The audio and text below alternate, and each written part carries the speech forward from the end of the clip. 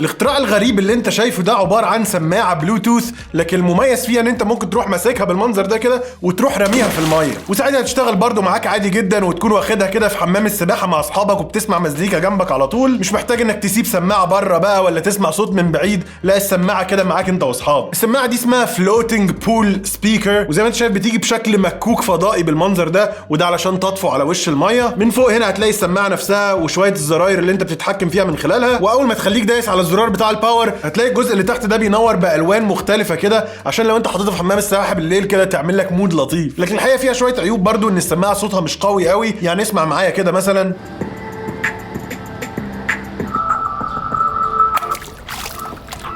ولو فكيت الغطا اللي من تحت ده هتلاقيها بتشتغل ببطاريات قلم عاديه ما هياش بتتشحن، وما ينفعش تكون رابطها غير على تليفون واحد بس. لكن غير كده فكرتها لطيفه وجديده. لو عايز تتابعني او تعرف اكتر عن الاختراعات الغريبه دي وكل جديد في التكنولوجيا دوس على اللينك اللي في البايو.